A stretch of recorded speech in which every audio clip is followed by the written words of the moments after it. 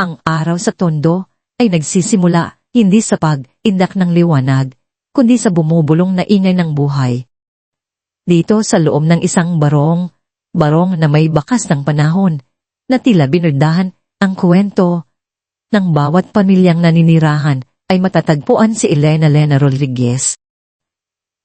Bawat hibla ng banig na kanyang hinahabi ay hindi lamang likha ng sining, kundi isang dasal, isang pangarap, isang pag-asa. Ang kanyang munting tindahan, ang habi ni Lena, ay isang santuwaryo ng kulay at pagkamalikhain. Ngunit sa ilalim ng bawat matamis na ngiti, ay mabigat na pasanin ang kanyang dala. Si Lena, 6 na buwan, nang nagdadalang tao, ay bitbit ang isang buhay na pinangalanan na niyang liwanag. Subalit ang liwanag na ito ay may sariling anino, isang congenital heart disease na nangangailangan ng agarang at magastos na operasyon pagkapanganak. Ang bawat sentimo na kanyang kinikita mula sa paghahabi ng makukulay na banig at pinunghanbag ay tila patak ng pawis na may halong luha, idinadaing pa sa kaligtasan ng kanyang anak. Ang kanyang mga kamay, sanay sa pagmamanipula ng mga dahon ng pandan at duri, ay tila may sariling buhay, naghahabi ng pangarap na walang kasiguruhan. Kumusta na, Lena? Mukhang may lagnat ang tahi mo Biro ni Aling Nena. Ang kapitbahay niyang nagbebenta ng mainit na kape sa tabi ng kalsada, habang abala si Lena sa pagtapos ng isang banig na may komplikadong disenyo ng pinilian. Ngumiti si Lena, subalit may bahid ng pagod ang kanyang mga mata. Galingan ko po, Aling Nena. Para kay liwanag, sagot niya. Hinaplos ang bilog na tiyan. Ang bawat kiliti ng sanggol sa loob ay nagbibigay sa kanya ng panibagong lakas, ngunit nagpapaalala rin ng paparating na pagsubok. Ang usok mula sa kape ni Aling Nena ay bumabalot sa hanin, kasama ang amoy ng sariwang tinapay at ang ingay ng mga nagtitinda. Sa tondo, ang buhay ay isang simponya ng ingay at amoy ng pagpupunyagi at pag-asa.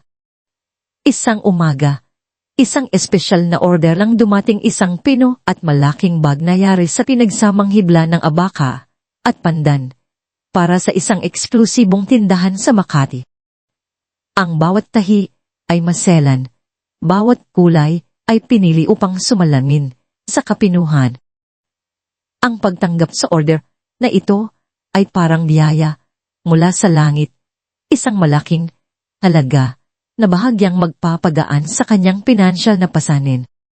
Nag-chite si Lena, bawat kliko at kanto ng Makati ay tila nagpapahiwatig ng kanyang pagpasok sa ibang mundo. Ang mga matataas na gusali, ang malawak na kalsada, at ang mga sasakyang nagkikinangan ay kaibahan, ang maalikabok at masikip na tondo. Habang naglalakad sa loob ng mall, ang kanyang tiyan ay nakakabit sa kanya na parang mabigat na bato, at ang mga basket na puno ng iba pang paninda ay halos bumalik sa kanyang balikat. Ang presko at malamig na hangin ng mall ay hindi nagpapagaan sa kanyang pakiramdam. Bagkus ay nagdaragdag ng kakaibang kaba. Nararamdaman niya ang mga matang nakatingin, ang paghatol, ang pagtataka kung paano nakapasok ang isang tulad niya sa ganitong lugar. Sa isang sulok ng mall, sa labas ng isang boutique na may mga danit na mas mahal pa sa kinikita niya sa isang taon, nagkaroon ng di inaasahang pangyayari. Isang bata ang biglang tumakbo at sa pag-iwas ni Lena, nawalan siya ng balance. Ang isang baso ng latte na hawak niya para sana sa isang merienda ay kumawala sa kanyang kamay at tumapon diretso sa isang mamahaling handbag na nakasabit sa braso ni Seratina Pinagladega. Si Pina. Ang kanyang pangalan pa lang ay tila nagdadala ng alon ng pagiging mayabang at karanyaan. Nakasuot ng puting designer dress na pinasadya at may dalang pinakamahal na bag, siya ay isang leading embodiment ng kayamanan at kapangyarihan. Ngunit sa sandaling tumapon, ang kape, ang karangyaan, ay naglaho, napalitan ang isang mapanlait na gali. Ano ba yan? Bakit hindi ka tumitingin sa dinadaanan mo, ha? Ang bobo mo naman. Umaimbulog ang tinig ni Pina. Pinupuno ang buong paligid. Ang kanyang mga mata ay nanlilisik, ang kanyang mukha ay namumula. Sa gali. Alam mo ba kung gaano kamahal itong bag ko? Ito ay limited edition. Mas mahal pa sa buong buhay mo. Ang bawat salita ay parang suntok sa dibdib ni Lena. Ang kanyang pisngi ay namumula. Sa hiya, ang kanyang mga kamay ay naninginig. Patawad po. Hindi ko po sinasadya. Babalaran ko po. Bulong niya. Nagtatangkang punasan ng kape. Ngunit lalo lang pinagalitan ni Pina. Bayaran. Sa tingin mo, kaya mong bayaran yan. Aba, ingnan mo ang itsura mo. Mukha kang bagong labas sa putikan, ang baho mo pa. Umalingaw ang halakhak ng mga kasama ni Pina. At ang iba pang mga mamimili ay tila nagulat. Ngunit walang sino mang nangahas na lumatit. Sa isang iglap, tila nagdilim ang paningin ni Pina. Ang kanyang matalas na takong ay biglang gumalaw. At sa isang masiding iglap, sinipan niya ang tiyan ni Lena. Isang matinding kirot ang sumalubong kay Lena. Parang nilasalas ang kanyang laman. Nang hulog siya sa sahig, hinawakan ang kanyang tiyan at sa ilalim ng puting palda, isang bahid ng pula ang nagsimulang lumabas. Aray ko, siliwanag ko. Bulong niya, ang kanyang tinig ay halos hindi na marinig. Ang dugo. Ang pulang mansa sa puting sahig. Ang sakit. Lahat ng ito ay nakita ng isang pares ng mga mata na hindi dapat naroroon. Si Rafael Raca Alcantara, ang asawa ni Pina, na sa katunayan ay kasalukuyan na nilang hinihiwalayan. Isang bilyonaryo na may hawak sa isang malaking real estate empire ay biglang huminto. Ang eksena ay tila isang masamang panaginip na bumalik. Isang deja vu na nagpabalik sa kanya sa pinakamadilim na bahagi ng kanyang buhay. Ang kanyang kapatid na babae, si Anya. Bata pa lamang, binawian ng buhay dahil sa kapabayaan at katiwalian sa isang pampublikong ospital. Ang kanyang pagkamatay ang nagtulak kay Rafael na iwanan si Pina, ang babaeng walang puso at walang pakialam sa kalagayan ng iba.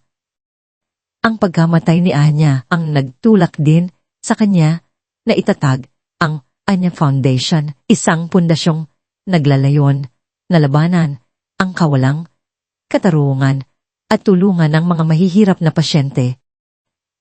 Ngayon sa harap niya, ang isang inosenteng babae, walang kalaban, laban, nasa panganib. Ang kanyang tiyan, ang kanyang anak, ang isang buhay na maaring mawala sa isang iglap, pulag ni Anya. Pina, ano nang ginawa mo? Nagulantang ang tinig ni Rafael sa gitna ng katahimikan. Ang kanyang presensya ay tila nagdala ng lamig sa mainit na atmosphere. Malakas at puno ng awtoridad, ang kanyang mga mata ay nagpapakita ng galit at pagkabila. Bakit? Ano nang ginagawa mo rito? Ang babaeng ito ang bumagsak sa bag ko, depensa ni Pina. Ngunit ang kanyang tinig ay may bahid ng takot. Hindi pinansin ni Rafael si Pina. Lumuhod siya sa tabi ni Lena, na ngayong ay namimilipit na sa sakit, ang kanyang tiyan ay patuloy na dinudugo. Miss, kaya mo ba? Kailangan nating pumunta sa ospital ngayon na utos niya sa kanyang mga tauhan na dalhin si Lena sa pinakamalapit at pinakamahusay na ospital sa Maynila. Ang lahat ay tila gumalaw sa kanyang utos. Sa Lux Medical Center, ang mga ilaw ay masyadong maliwanag. Ang mga tunog ay masyadong malakas. Ang lahat ay isang malabong ulap. para kay Lena. Ang kanyang katawan ay pinilipit ng sakit. At ang takot para kay Liwanag ay mas matindi pa sa anumang kirot. Mga doktor at nurse ang nagmamadali. Ang kanyang pangalan ay paulit-ulit na tinatawag. Sa isang iglap, naramdaman niya ang isang matinding pressure at pagkatapos ay wala na siyang maalala. Pagtagising niya, ang kanyang tiyan ay flat, ang kanyang katawan ay mahina. Ang kawalan ni Liwanag sa kanyang bisig ang nagdulot sa kanya ng matinding pangamba. Narinig niya ang boses ng isang doktor. Nanganak po kayo prematurely, Miss Rodriguez.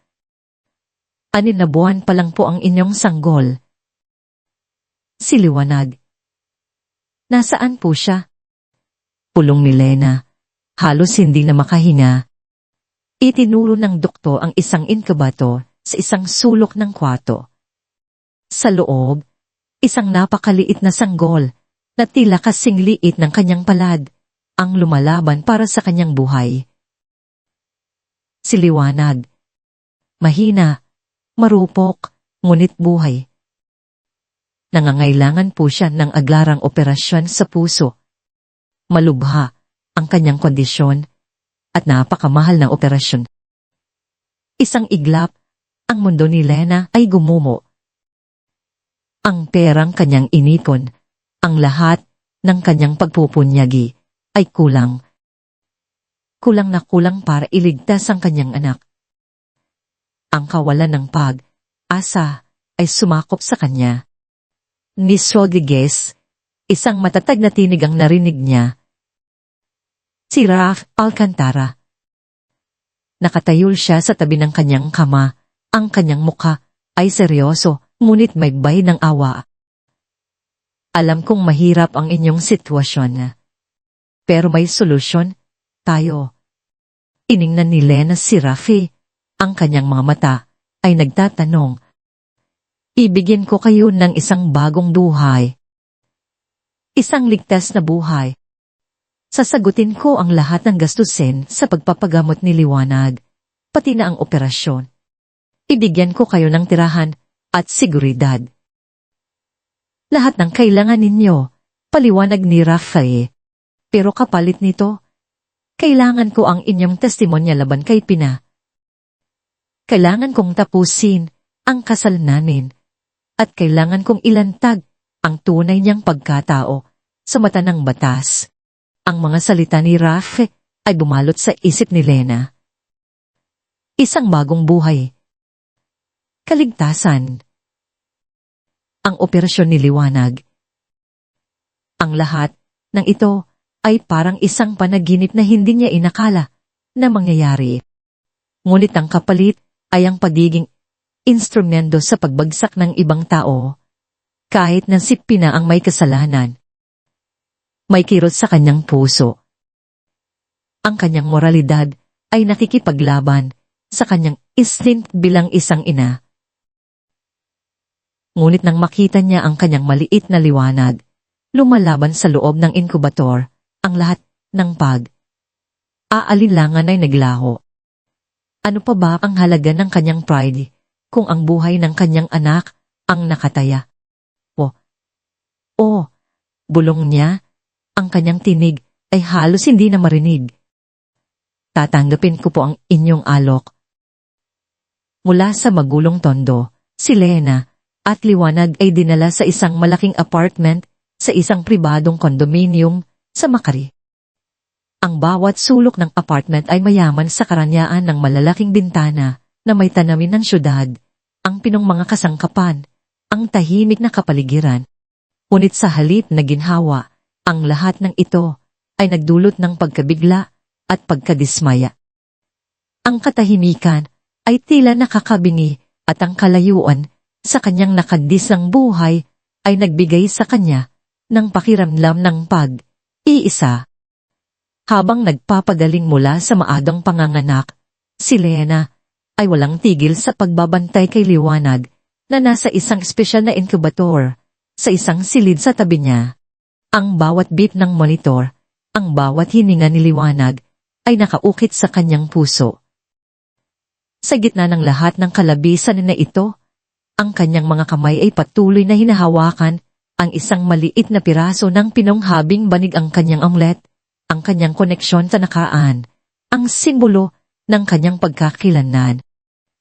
Sa mundong puno ng ginto at kristal, ang mumunting piraso ng dahon ng pandan na yon ang nagpapaalala sa kanya kung sino siya at kung saan siya nanggaling. Isang maglalatag, isang ina, isang babaeng handang lumaban para sa kanyang liwanag, kahit nasa gitna ng isang digmaan na hindi niya pinili, sa ilalim ng anino ng isang utang na loob na tila kasing laki ng mga gusaling nakapaligid sa kanya. Sa loob ng isang pribadong kondominium sa Makati, malayo sa bumubulong na ingay ng tondo, nagsimula ang isang panibagong buhay para kina Lena at Liwanag. Hindi ito ang payak na pamumuhay na kanyang kinasanayan, kundi isang mundo ng karangyaan at katahimikan na tila nakakabingi. Ang malalaking bintana ay nag-aalok ng nakamamanghang tanawin ng syudad, mga nagtatayubang gusali na kumikinang sa sikat ng araw at nagiging ulap ng ilaw sa gabi. Ang pinong mga kasangkapan, ang mamahaling tapiserya, ang bawat detali ay sumisigaw ng kayamanan, ngunit para kay Lena, ito ay tila isang gilded cage, isang kulungan na ginto. Ang kanyang anak, si Liwanag, ay nananatili sa isang espesyal na incubator sa isang silid na katabi ng kanyang sariling kwarto. Ang bawat beep ng monitor, ang bawat mahinang hininga ng sanggol, ay nagpapaalala kay Lena ng kanyang matinding kahinaan at ang patuloy na laban para sa kanyang buhay. Sa bawat pagbabago ng diapers, sa bawat pagpapakain sa pamamagitan ng tubo, nadrama ni Lena ang napakalaking pagmamahal na nauwi sa matinding takot. Si Liwanag ay napakaliit, halos kasing laki ng kanyang palag, na may balat na halos transparent, at ang bawat ugat ay tila nakikita. Ang doktor ay paulit-ulit na nagpapaalala ng pangangailangan para sa agarang operasyon sa puso. Ang bawat araw na lumilipas ay tila isang pagsubok, isang pagbibilang ng oras hanggang sa araw ng operasyon. Kinugugol ni Lena ang kanyang mga araw at gabi sa pagbabantay. Minamasdan ang bawat galaw ng kanyang anak, nagdarasal ng tahimik para sa bawat tibok ng puso ni Liwanag. Ang paglalakad sa pagitan ng sala at silid ni Liwanag ay tila isang mahabang paglalakbay sa pagitan ng pag-asa at pangamba. Ang apartment ay malaki, ngunit tila masikip sa kanya ang katahimikan nito. Hindi niya masanay ang sarili sa kawalan ng tawanan ng mga kapitbahay, ang huni ng mga manok, ang malakas na musika mula sa kabilang bahay. Ang sariwang hangin sa tondo na may halong amoy ng kape, pandan, at usok ay pinalitan ng artipisyal na lamig ng aircon. Ang bawat pagtingin sa labas ng bintana ay nagdadala ng nostalgia para sa kanyang payak na pamumuhay, ang init ng komunidad na kanyang kinagisnan. Kung minsan, nahuhuli niya ang kanyang sarili na naghahanap ng pamilyar na amoy ng alikabok at sariwang labada, unang tunog ng mga nagtatawaran sa palengke. Ngunit wala, angin ang malalim na katahimikan at ang bulong ng syudad sa malayo. Naramdaman niya ang pagkalamya, ang pagiging hiwalay sa kanyang sariling pagkakakilanlan. Siya, si Lena, ang maglalatag ng tondo, ngayon ay nabubuhay sa isang palasyo, ngunit mas malungkot at mas takot kaysa dati. Si Rafi ay madalas na bumibisita. Hindi sa paraan ng isang malapit na kaibigan o kapamilya, kundi bilang isang may-ari ng obligasyon.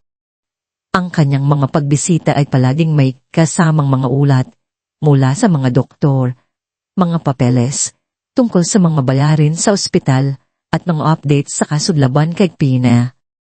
Ang kanilang mga pag-uusap ay formal, pilit na magalang, at puno ng di nakikitang hadlang. Sa bawat salamat po, Sir Rafi, ni Lena, ay nadarama niya ang bigat ng kanyang utang na loob, isang tanikala na tila bumabalot sa kanyang puso. Pakiramdam niya ay isa siyang pabigat, isang proyekto na kailangan niyang bantayan. Nais niyang sabihin sa kanya na hindi siya komportable sa lahat ng ito, na mas gusto niyang bumalik sa kanyang simpleng buhay. Ngunit ang bawat tingin niya kay Liwanag ay nagpapakita sa kanya na wala siyang pagpipilian. Sa kabilang banda, si Rafi ay palaging nagpapakita ng isang faalin ng kalmado at professionalism. Ngunit sa ilalim ng kanyang matipunong anyo, mayroong malalim na pakikibaka. Ang kanyang mga mata ay madalas na malin, tila malayo, puno ng mga hindi na ipahayag na saloobin. Ang presensya ni Lena at Liwanag sa kanyang buhay ay isang patuloy na paalala ng kanyang nakaraan, ang kanyang kapatid na si Anya. Siya ay ginagabayan ng kanyang obligasyon, ang kanyang pagnanais na itama ang mali, ngunit ang bawat hakbang ay tila nagpapabalik sa kanya sa sakit ng nakaraan. Sa bawat pagtingin niya kay Lena, nakikita niya ang determinasyon ng isang ina, ngunit nakikita rin niya ang kanyang sariling sakit. Ang pagiging malapit sa isang tao na may parehong sugat ay parehong nagpapagaling at nagpapabigat. Kumusta na si Liwanag? Tanong ni Rafi isang hapon habang nagalakad sila patungo sa silid ng sanggol. Ang kanyang tinig ay malambot, ngunit may bahid pa rin ng pormalidad. Mabuti po, Sir Rafi. Unti na pong lumalakas, sagot ni Lena. Abang masuyong hinahaplos ang daliri ni Liwanag na nakahawak sa kanyang kamay. Salamat po sa lahat.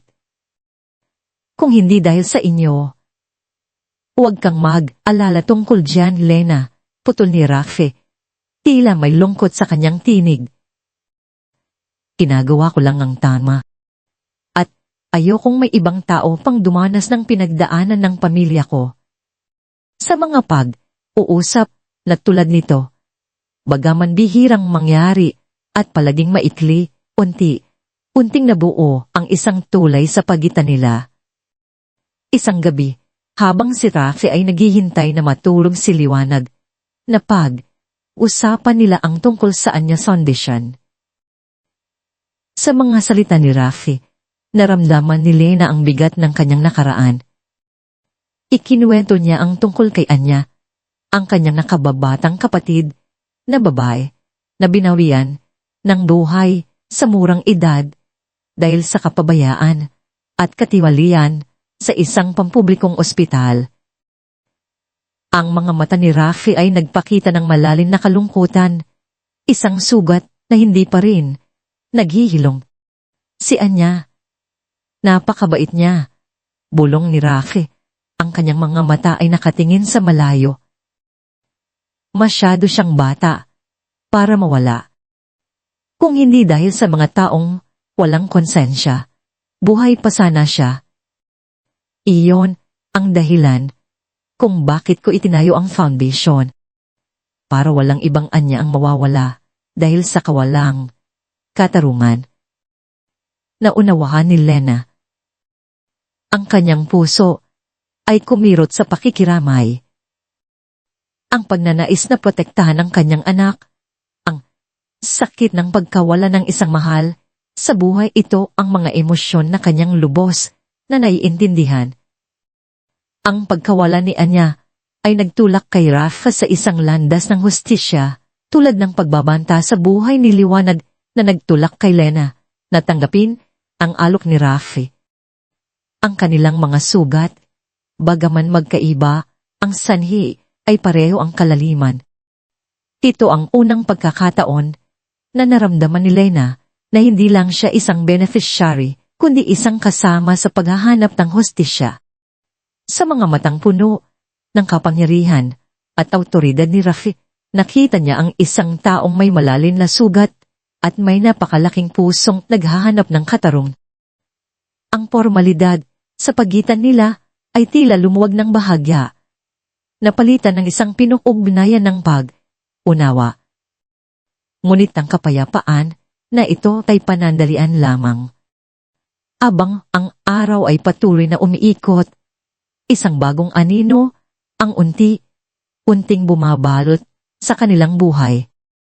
Isang umaga, habang si Lena ay nagbabasa ng isang magasin tungkol sa mga disenyo ng banig sa sala, bumukas ang pinto at pumasok si Mateo Alcantara.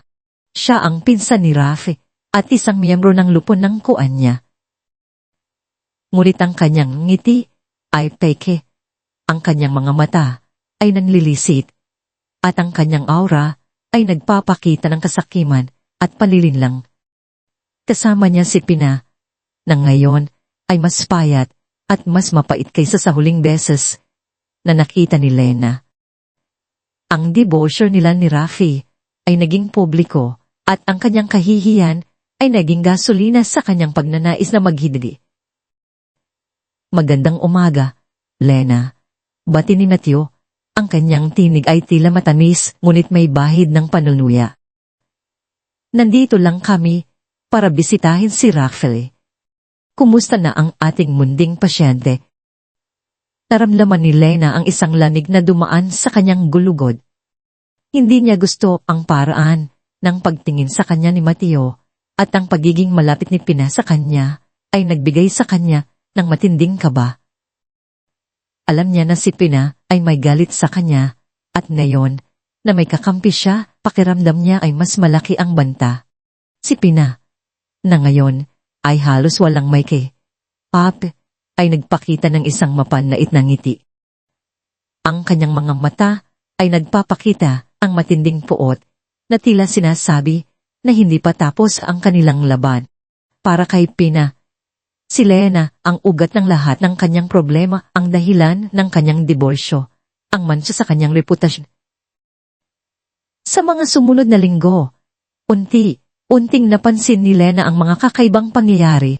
Madalas niyang makita si Mateo at Pina na nagtatago sa labas ng gusali o nagkikita sa mga mamahaling restaurant, nagpapalitan ng mga papeles na tila mahalaga. Sa mga pagbisita ni Rafi, naririnig niya ang mga uusat nila tungkol sa kuan niya at ang pagtaas ng mga gastos na hindi maipaliwanag. Ang kanyang likas na pagiging mapanuri na nahasa sa paghahanap ng mga pinakamahusay na materyales para sa kanyang banig ay nagbigay sa kanya ng isang matinding pagdududa. May mali. May mas malalim na nangyayari kaysa sa isang simpleng diborsyo. Isang hapon, inutusan ni Rafa si Lena na ayusin ang kanyang silid, aralan, na tila ginawa na rin niyang opisina sa bahay dahil abala siya sa isang tawag sa telepono. Habang inaayos ni Lena ang mga libro at papeles, napansin niya ang isang lumang kahon ng sapatos na nakatago sa ilalim ng mesa, puno ng mga lumang larawan at souvenir. Pinuksan niya ito at sa ilalim ng isang tumpok ng mga sulat na may kulay na natagpuan niya ang isang maliit na usd-drive. Hindi ito ang karaniwang usd-drive, kundi isang antikoy na may disenyo ng lumang baybayin script. Tila isang bagay na pinahahalagahan. May kakaibang kutob si Lena. Sa halip na ibalik ito, dinala niya ito sa kanyang kwarto at ikinabit sa laptop na ibinigay ni Rafe para sa kanya. Ang kanyang puso ay kumabog ng mabilis. Sa loob ng USB, mayroong mga folders na may pangalan ng kuan niya. Pinuksan niya ito at ang kanyang mga mata ay nanlaki sa pagkabila. Pang-spreadsheet, pang-statements, pang-email. Detalyadong transaksyon ng mga pondong lumilipat mula sa kuan niya patungo sa mga offshore accounts na may pangalan ng mga peing kumpanya. Mga mail na nagpapakita ng mga pinlano na pagpupulong sa pagitan ni Mateo at Pina na nagpaplano kung paano palalo nilang masasayang ang mga pondo ng foundation at kung paano nila sisirain ang reputasyon ni Rafe. Ang lahat ay nakasulat doon, ang bawat detalye ng kanilang sukulam na plano. Hindi lang ito tungkol sa pera, kundi tungkol sa pagwasak sa lahat ng pinagtatrabahuhan ni Rocky. Nanginginig ang kanyang mga kamay. Napatunayan ang kanyang hinala. Ang mga taong ito ay hindi lang masama. Sila ay demonyo. Ang kuan niya, ang legacy ni Anya ay ginagamit para sa pansariling kapakinabangan. At siya, si Lena, ay nasa gitna ng lahat ng ito. Nang gabing yon, habang si Lena ay natutulog na, kasama si Liwanag na mahimbing sa kanyang incubator, isang malakas na ingay ang nagpagising sa kanya. Isang matulis na tunog ng pagkabali. Tila isang salamin ang nabasag. Agad niyang kinabahan. Kinuha niya ang osd at itinago sa ilalim ng kanyang unan. Kinakabahan, tumayo siya at lumabas ng kwarto. Nakita niya ang bintana sa sala na basag at isang figura ang nakatayo sa gitna ng silid, may hawak na isang matalim na bagay. Ang kanyang mga mata ay nanlaki sa takot. "Sino ka?" Sigaw ni Lena, ang kanyang tinig ay nanginginig. Ang lalaki na nakasuot ng itim na damit at nakatakip ang mukha ay hindi nagsalita. Sa halip, lumapit siya. Ang kanyang tingin ay nakatuon sa kwarto ni Lena. "Ibigay mo ang osd," sabi ng lalaki. Ang kanyang tinig ay mababa at nagbabanta. Naintindihan ni Lena. Para sa osd, ang lalaking ito. Ang mga dokumentong nahanap niya, si Pina at Meteo. Alam na nila. "Wala akong alam sa sinasabi mo," depensa ni Lena habang paurong. Ang kanyang isip ay nagmamadali. Ang kanyang puso ay kumakabog. Naisip niya, si Liwanag. Hindi niya hahayaang mapahamak ang kanyang anak. Ang lalaki ay sumugod. Nagkaroon ng pakikipagbuno. Itinulak ni Lena ang lalaki. Sinubukan niyang lumaban. Ngunit mas malakas ang lalaki. Hinawakan niya ang kamay ni Lena. Pilit na kinukuha ang usni. Ang sakit ay dumaloy sa kanyang braso. "Wala ka nang magagawa," sigaw ng lalaki. Sa gitna ng kaguluhan, isang malakas na tunog ng pagbukas ng pinto ang narinig. Si Rafe. Ang kanyang mukha ay seryoso. Ang kanyang mga mata ay nanlilisik sa galit. Malamang na napansin niya ang basag na bintana o narinig ang ingay habang papalapit sa apartment. Siya ay nasa daan na upang bumisita, tila pinangunahan ng isang masamang pakiramdam. "Anong nangyayari dito?" Sigaw ni Rocky, at agad siyang sumubod sa lalaki. Nagkaroon ng mabilis at marahas na pakikipagbuno. Si Rocky, sa kabila ng kanyang elegante at profesional na anyo, ay may kakayahang lumaban. Nagpalitan sila ng sumpok. Sa isang iglap, tila nagulat ang lalaki sa pagdating ni Rafi. Nakakita siya ng pagkakataon at mabilis siyang tumalon palabas ng bintana na tila sanay sa pagtakas. Ang basag na bintana ay nagbigay daan sa kanyang pagtakas at agad siyang nawala sa dilim ng gabi. Si Lena, na nakaupo sa sahig, nanginginig, ay naramdaman ng sakit sa kanyang braso. May kaunting gasgas siya sa pisngi at ang kanyang katawan ay nanginginig sa takot. Tumayo si Rafe, umingal at lumapit kay Lena. "Lena, ayos ka lang ba?" Si Liwanag, sa halip na yakapin ng kanyang tagapagligtas, sa halip na magpasalamat, ang lahat ng takot, ang lahat ng galit, ang lahat ng kawalang pag-asa ay sumabog mula kay Lena. Ang kanyang mga mata ay puno ng luha. "Hindi ko ito ginusto, Rafe," sigaw niya. Ang kanyang tinig ay halos hindi na marinig sa pagitan ng hikbi. "Dinala mo kami sa gulo na ito. Dinala mo kami sa digmaan na hindi namin pinili. Ang buhay ko ay simple dati. Ang tondo ay mas ligtas kaysa sa palasyo na ito. Ang akala ko, ililigtas mo kami, pero dinala mo lang ang panganib sa amin. Paano kung may nangyari kay Liwanag? Paano kung, sa isang iglap ng matinding takot at galit, itinulak niya si Rafe na tila naghahanap ng espasyo, ng distansya mula sa lahat ng kaguluhan na ito. Ang kanyang mga salita ay tila matalim na patpalim na tumusok sa puso ni Rafe. Ang sakit na kanyang naramdaman ay hindi lamang dahil sa pagod mula sa pakikipaglaban, kundi sa mga salita ni Lena. Ang kanyang pagnanais na protektahan, ang kanyang pagnanais na itama, ang mali, ay tila na baliwala. Ngunit sa gitna ng sakit, sa gitna ng pagkadismaya, ang mga salita ni Lena ay tila isang malakas na sampal, isang malalim na katanungan. Totoo. Hindi niya kailanman sinasadya na ilali si Lena at Liwanag sa panganib. Ang kanyang layunin ay protektahan sila. Ngunit sa kanyang paghahanap ng hustisya, napabayaan niya na ang kanyang mga kaaway ay kayang gumawa ng kahit ano. Ang insidenteng ito ay isang malakas na paalala. Hindi pa tapos ang laban. At kailangan niya ng mas matinding paraan para protektahan ang mga taong mahalaga sa kanya.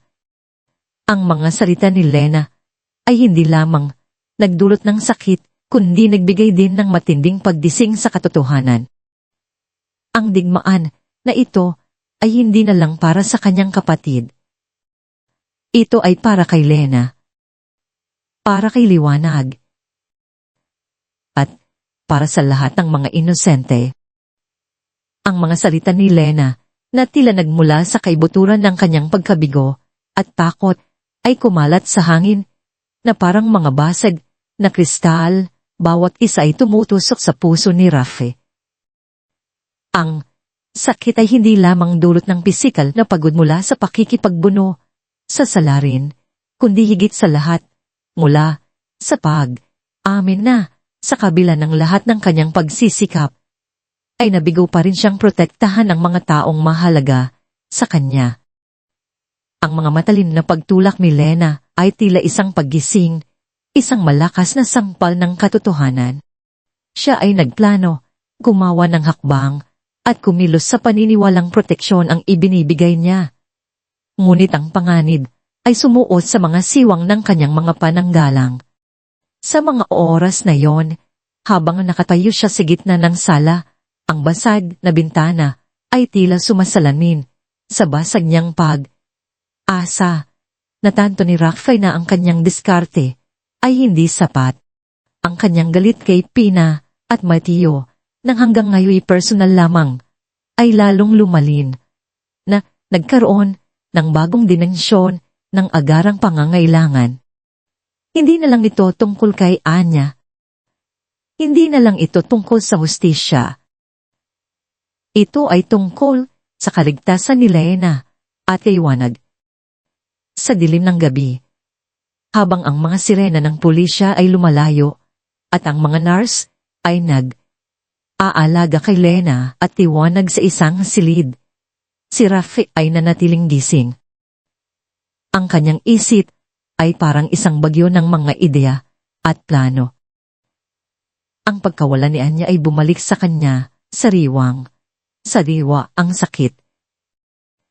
Ang kawalan ng kapangyarihan na kanyang naramdaman noong panahong iyon ay hindi na muling mangyayari.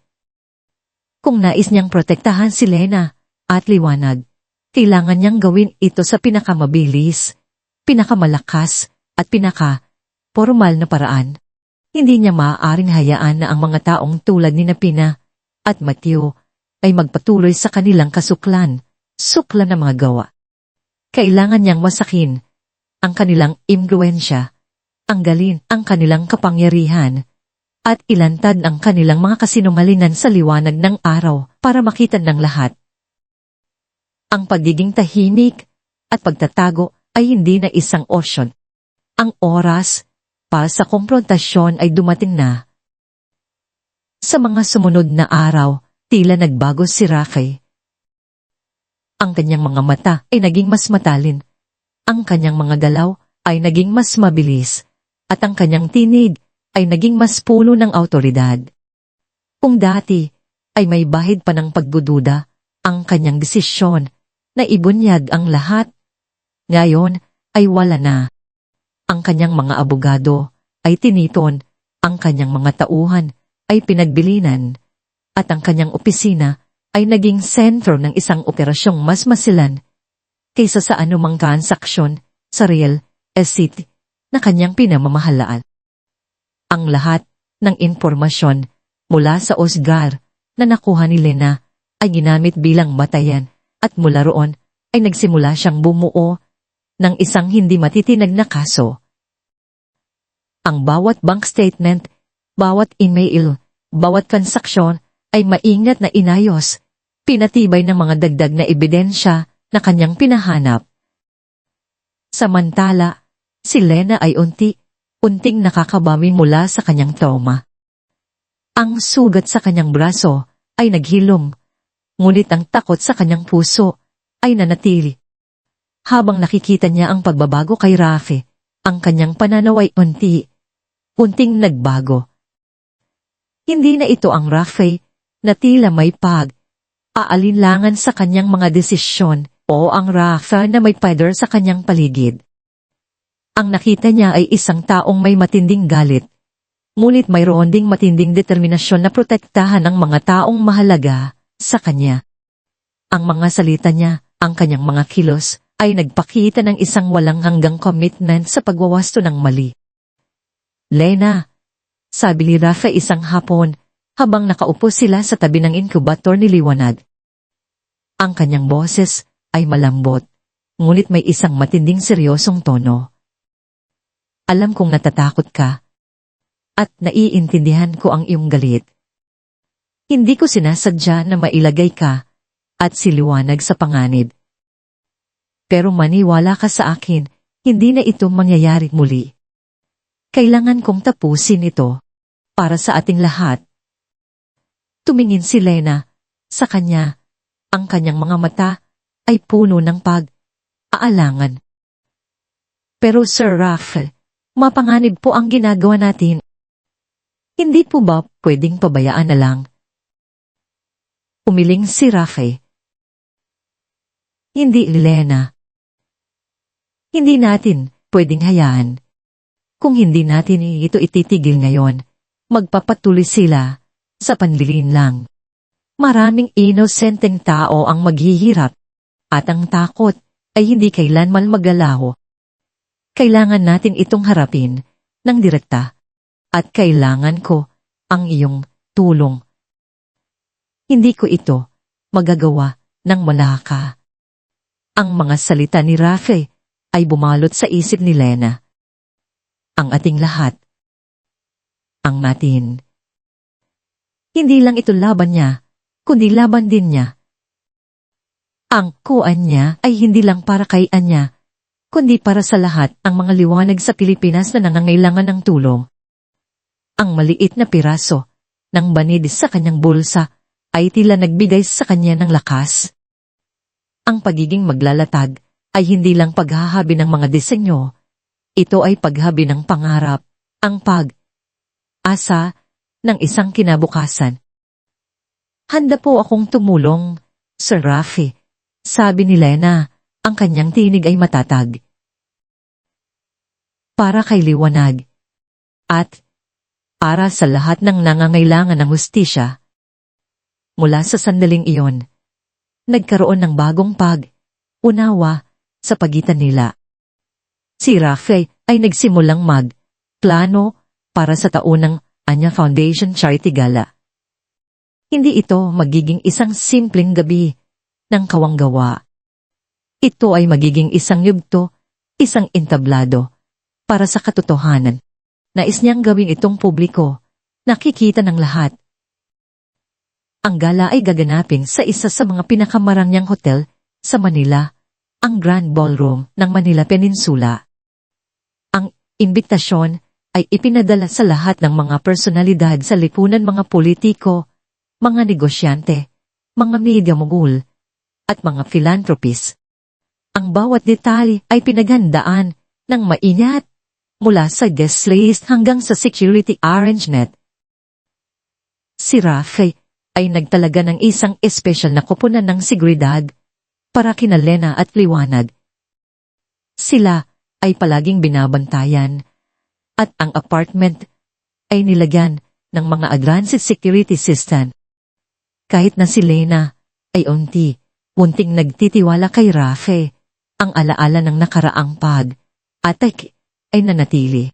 Ngunit sa bawat araw na lumilipas at sa bawat pagpapakita ng dedikasyon ni Rafe, ang pagtitiwala ni Lena ay lumalago.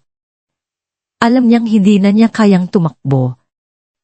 Kailangan niya itong harapin sa tulong ni Rafe. Samantala, sina Pina at Matthew ay hindi nalalaman ang masalimuot na plano na inihahanda ni Rafe. Pagama nakaramdam sila ng kakaibang tensyon sa pagbabago sa uugali ni Rafe, ang kanyang pagiging mas misteryoso at mas mabilis na kumilos, si pinagwalang bahala nila ito. Ang kanilang kasakiman at kumpiyansa sa sarili ay nagtulak sa kanila na maniwala na sila ay mas matalino kaysa kay Rafe. Patuloy silang nagplano, naghahanda para sa kanilang paglabas sa galabilang mga iginaglalang na miyembro ng lipunan. Ganap na walang kamalayan na sila mismo ang pupunta sa isang bitag na kanilang hinukay. Para kay Pina, ang gala ay isang pagkakataon upang ipakita ang kanyang pagiging walang kasalanan at upang muling makabalik sa mataas na lipunan. Habang si Matthew naman ay naglalayo na higit pang manipulahi ang mga pondo ng Anya Fund. Ang kanilang mga ngiti ay peke at ang kanilang mga mata ay nagpapakita ng isang kasinungalingan na malapit ng ilantad. Tumating ang gabi ng tikhayin. Ang Grand Ballroom ng Manila Peninsula ay kumikinang sa ilaw ng libong kristal na chandelier. Ang hangin ay puno ng halimuyak na mga sariwang bulaklak at ang boses ng isang string quartet.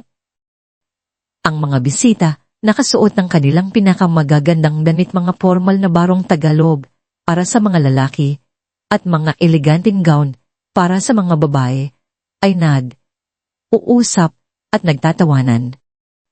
Ang mga kamera ng media ay kumukurap, sinasako ang bawat sulok, handang kumuha ng larawan ng mga elite ng Manila.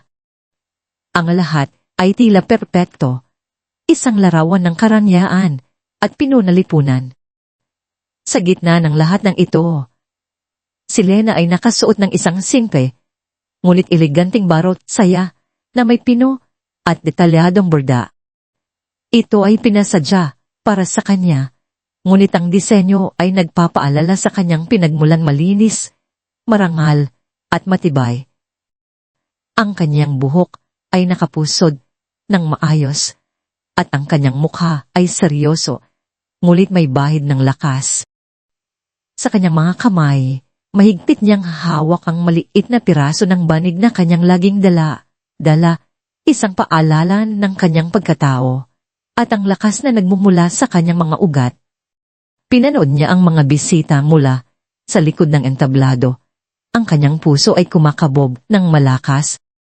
Si Liwanag, ligtas sa apartment kasama ang isang nurse at mga security personnel, ay ang kanyang iisang inspirasyon. Nagsimulang magsalita si Rafe. Ang kanyang tinig ay malakas at malinaw, umaalingaw sa buong bulwagan. Kinuwento niya ang tungkol sa pananaw ng Anya Foundation, ang paglaban nito sa kawalang katarungan at ang pagtulong sa mga nangangailangan. Ang kanyang mga salita ay puno ng pag-asa, ngunit may bahid ng seryosong tono. Sinabi niya ang tungkol sa kahalagahan ng transparency at integrity sa kawanggawa. Isang pahayag na nagbigay ng banayad na pagdududa sa ilan. Ang Anya Foundation ay itinatag upang maging isang tanglaw ng Asa, sabi ni Rafe, ang kanyang mga mata ay nagliliyab. Ngunit ang isang tanglaw ay madaling mapukaw ng hangin ng kasakiman at panilinlang. Sa loob ng ilang buwan, nakita ko ang aking sariling pangarap na unting sinisira ng mga taong pinagtatiwalaan ko. Ang kanyang tinig ay unting lumakas at ang kanyang mga mata ay tumingin ng direkta sa direksyon ni Pina at Mateo na nakaupo sa isang mesa sa harap, may nakasimangon na mukha. Ang atmosfera sa bulwagan ay unting nagbago mula sa pagdiriwang tungo sa tensyon. Ang mga tawa ay naglaho, napalitan ng tahimik na bulong at pagtataka. Kailangan nating maging matapat, patuloy ni Rafael.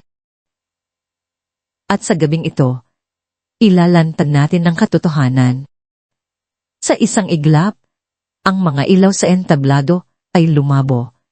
At ang isang malaking screen sa likod ni Rafe ay nagsimulang magpakita ng mga graphics. Sa loob ng maraming buwan, sabi ni Rafe, ang Anya Foundation ay pinaglalangan. Ang mga pondo na dapat ay para sa mga mahihirap, para sa mga pasyente na nangangailangan, ay ninakaw. Ninakaw ng mga taong may malalim na kasakiman. Ang screen ay nagpakita ng mga spreadsheet, mga numero, mga transaksyon, mga pangalan ng mga offshore account. Ang bawat isa ay detalyado, hindi matitinag. Ang mga email sa pagitan ni Mayo Alcantara at Serafina de la Vega ay ipinakita na nagpapakita ng kanilang detalyadong plano upang maglustay ng pera mula sa foundation at sirain ang reputasyon ni Rafe. Ang mga mukha ni Mateo at Pina ay ipinakita sa screen na may mga araw na tumuturo sa kanilang mga pangalan bilang mga mastermind. Ang bulwagan ay bumalik sa isang kaguluhan. Ang mga bulong ay naging malalakas na sigaw. Ang mga kamera ng media ay kumukurap ng mas mabilis. Ang mga reporters ay nagmamadaling kumuha ng mga litrato at video. Ang mga mukha ni Pina at Mateo ay nagbago mula sa pagiging mayabang tungo sa matinding takot at galit. Nagtatangka silang tumayo upang magprotesta, ngunit ang kanilang mga tinig ay nalunod sa ingay. Hindi lang ito pandaraya sa pondo, sabi ni Rafe, ang kanyang tinig ay umaalingaw sa kaguluhan. Ito ay pandaraya sa buhay, pandaraya sa pag-asa. Sa sandaling iyon, sa gitna ng kaguluhan, lumabas si Lena sa entablado. Ang kanyang paglitaw ay tila isang tanglaw sa dilim. Ang spotlight ay tumutok sa kanya at ang kanyang barot saya ay tila kumikinang.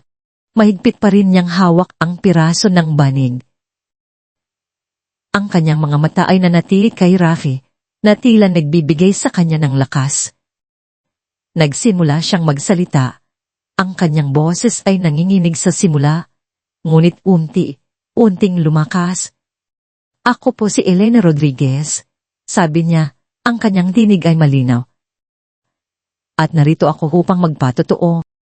Ichinuwento niya ang buong komento. Ang pagiging isang maglalatag mula sa tondo. Ang kanyang anak, si Liwanag, at ang kanyang sakit sa puso. Ang insidente sa mall, ang brutal na paninipanipina sa kanyang tiyan, at ang dugong lumabas. Ang kanyang maadang panganganak, at ang kalagayan ni Liwanag. Ang alok ni Rafi, ang kanyang pagtanggap, at ang paghahanap niya ng SB ang pag-atake sa kanyang apartment, at ang pagtatangka na kunin ang ebidensya. Ang bawat salita ay puno ng emosyon, ang sakit, at ang lakas. Ang kanyang mga mata ay nakatuon kay Pina, na ngayon ay namumutla at nanginginig sa kinauupuan. Ang kanyang mga labi ay nagtatangka na magsalita upang magprotesta, ngunit walang lumalabas na tunog. Hindi ko ito ginusto, sabi ni Lena. Ang kanyang tinig ay puno ng bigat. Pero kailangan kong lumaban. Para sa aking anak. Para sa lahat ng mga inosente. Ang pera na kanilang ninakaw ay pera. Para sa mga tulad ni Liwanag na nangangailangan ng tulong. Ang kanyang testimonya ay nagdulot ng isang matinding epekto sa lahat ng nasa bulwagan. Ang kanyang simpleng pagiging totoo, ang kanyang raw na emosyon, ay mas malakas pa kaysa sa anumang legal na argumento. Ang mga mamamahayag ay nagmadaling mag-tape. Ang mga kamera ay patuloy na kumukurap. Sa isang iglap, tila nagkaroon ng sanyas. Ang mga opisyal mula sa National Bureau of Investigation na lihim na ipinadala ni Rafi ay lumabas mula sa likod ng bulod. Sila ay dumiretso kina Pina at Metyo at sa gitna ng matinding ingay, ipinakita ang mga warrant of arrest. Serafina de la Vega, Maiso Altata, kayo po ay inaaresto dahil sa kasong malversation of funds at attempted murder, sabi ng isang opisyal. Ang kanyang tinig ay malakas at malinaw. Nagkaroon ng gulo. Si Pina ay sumigaw, nagtatangkang lumaban. Ngunit mabilis siyang tinigil ng mga opisyal. Si Maikilo ay tila na, paralyzed, sa takot. Ang kanyang mukha ay puting-puti. Sa mga mata ng lahat, sa harap ng media, sa harap ng mga pinakamayamang tao sa Maynila, ang kanilang mga kasinungalingan ay naglaho at ang kanilang mga krimen ay nabunyag. Habang iginagapos sina Pina at Maitio, nagkatinginan si Lena at Rafi. Sa mga mata ni Lena, may bahid pa rin ng takot, ngunit mayroon na ngayong isang matinding pakiramdam ng kapayapaan at hustisya. Sa mga mata ni Rafi, mayroong pagpapasalamat, paghanga, at higit sa lahat, pagmamahal. Ang kanilang laban ay hindi pa tapos, ngunit ang pinakamalaking hadgang ay nalampasan na. Ang bahanang kasinungalingan at katiwalian ay natuyo at sa wakas, ang liwanag ng katotohanan ay suminag. Sa mga labi ni Lena, isang maliit na ngiti ang lumitaw. Isang ngiti na nagmula sa lakas ng kanyang puso at ng pangako ng isang bagong umaga. Ang mga ilaw sa ospital, na dating simbolo ng takot at pangamba, ay unting naging tanglaw ng pag-asa. Ang Grand Ballroom ng Manila Peninsula ay nagtapos sa isang gabi ng katotohanan at ang mga nagkasala ay dinala sa courtroom. Ngunit para kina Lena at Rafi, ang punay na laban ay nagsisimula pa lamang sa loob ng mga dingding ng Luke's Medical Center. Si Liwanag, ang kanilang munting ilaw, ay nakatakdang sumailalim sa isang maselang operasyon sa puso.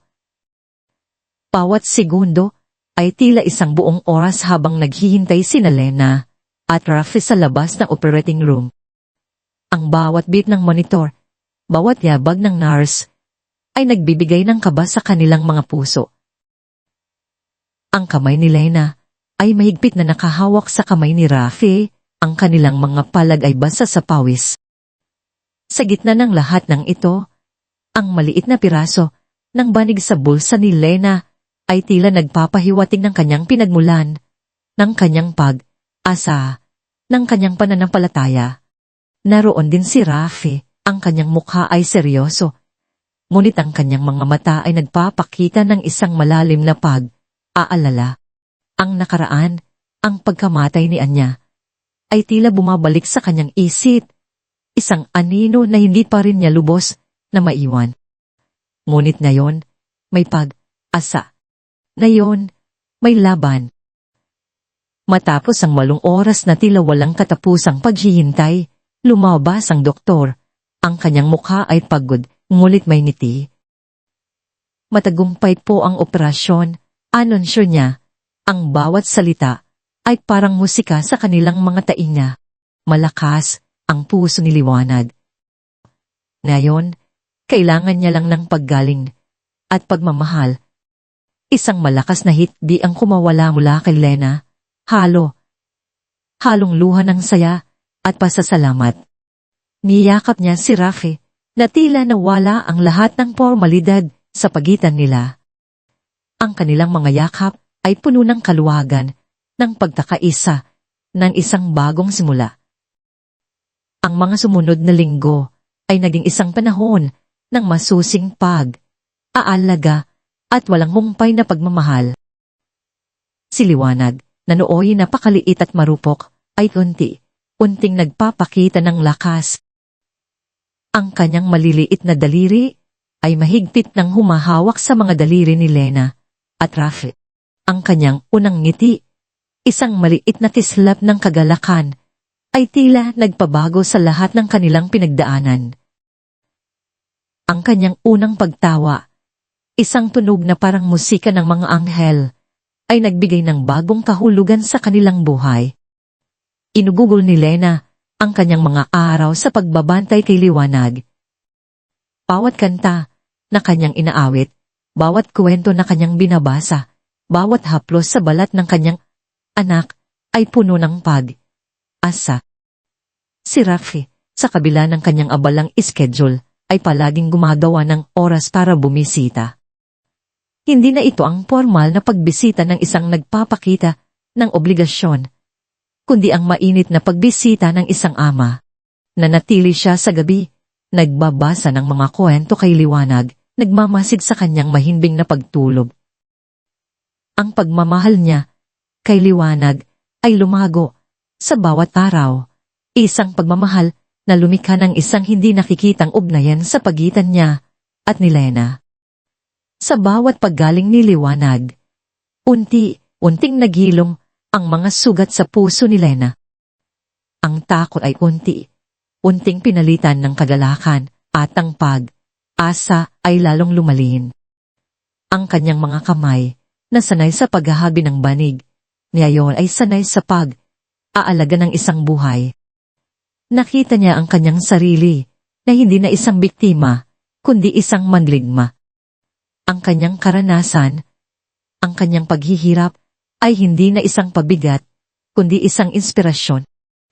Isang hapon habang hawak niya sa kanyang bisig ang masigla at lumalakas ng Liwanag, isang ideya ang pumasok sa isip ni Lena. Ito ay nagsimula bilang isang bulong, ngunit unting lumakas, nagiging isang malinaw na panawagan. Ang kanyang paglalakbay, ang pagsubok na kanyang pinagdaanan, ang mga inosenteng ina na kanyang nakita sa tondo. Ang lahat ng ito ay nagtulak sa kanya upang gumawa ng isang bagay na makabuluhan. Rafi, sabi ni Lena isang gabi habang naghahapunan sila sa kanyang apartment kasama si Liwanag na mahimbing sa kanyang crib. Gusto ko pong gumawa ng sarili kong foundation. Nagtaka si Rafi, ngunit ang kanyang mga mata ay puno ng pagtataka at suporta. Ano ang nahiisip mo, Lena? Gusto kong tulungan ang mga nanay na tulad ko. Paliwanag ni Lena, ang kanyang tinig ay puno ng pagnanasa. Mga single-mother na walang kakayahang ipagamot ang kanilang mga anak na may sakit sa puso. Gusto kong maging liwanag ng puso, ang pangalan nito. Isang tanglaw para sa mga pusong nangangailangan. Naunawaan ni Rafael. Ang kanyang mga mata ay nagningning sa paghanga. Ito ay ang esensya ng tunay na pagbabago, ng tunay na kawanggawa. Hindi ito paghahanap ng kapangyarihan o kayamanan, kundi pagbibigay ng pag-asa. Sa suporta ni Rafi at ng Anya Foundation, itinatag ni Lena ang liwanag ng puso. Ito ay nagsimula sa maliit, sa isang munting opisina sa Tondo, kung saan nagsimula siya sa pagbibigay ng libreng consultation at tulong pinansya sa mga ina. Ngunit sa bawat pamilyang kanyang tinulungan, sa bawat anak na kanyang naligtas, ang liwanag ng puso ay lumago. Ang mga balita tungkol sa kanyang misyon ay kumalat sa buong bansa. mula sa pagiging isang maglalatag na naghahanap buhay para sa kanyang anak, si Lena ay naging isang inspirasyon, isang leader ng komunidad na may malaking puso. Ang kanyang mga kamay, na dating hinahabi ang mga hibla ng banig, ngayon ay humahabi ng isang mas malaking isang tapiserya ng asa, pagmamahal, at hustisya. Ang kanyang munting banig na laging dala niya, ay ngayon ay nakasabit sa kanyang opisina, isang paalala ng kanyang mga ugat at ang landas na kanyang tinahak. Para naman, kay Rachel ang pagdaan ng panahon ay nagdala ng isang hindi inaasahang paghilom. Ang sugat na iniwan ng pagkamatay ni Anya ay unting nagsara, hindi ganap na nawala, ngunit hindi na gaano masakit.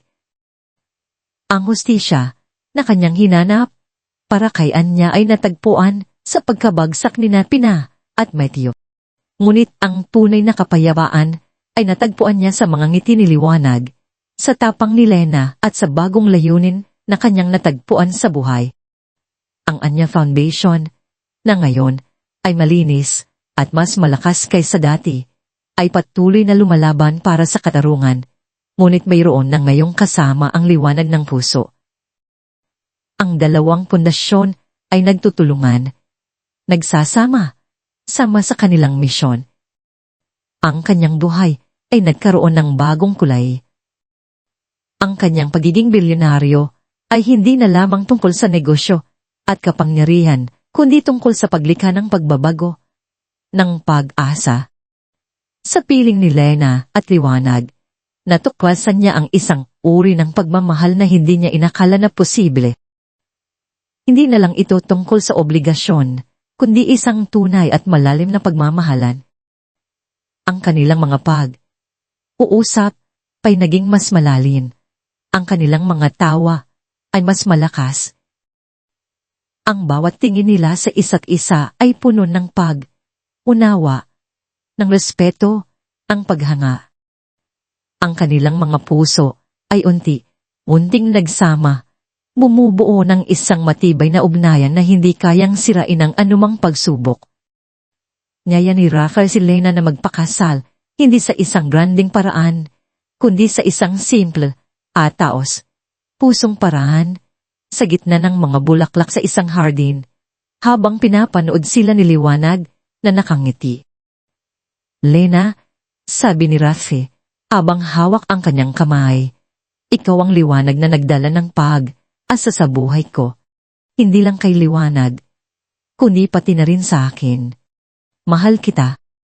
Ang kanyang mga salita ay nagdulot ng malalim na kadalakan sa puso ni Lena. Mahal din kita. Rachel, bulong niya. Ang kanyang mga mata ay puno ng luha ng kaligayahan. Ikaw ang nagdala ng kapayapaan sa aking mundo. Nagpakasal sila sa isang simple at pribadong seremonya, kasama ang kanilang mga pinakamalapit na kaibigan at ang mga taong nakasaksi sa kanilang paglalakbay. Si Liwanag, na ngayon ay isang masigla at malusog na bata, ay ang kanilang little flower girl na masayang naglalakad sa harap nila.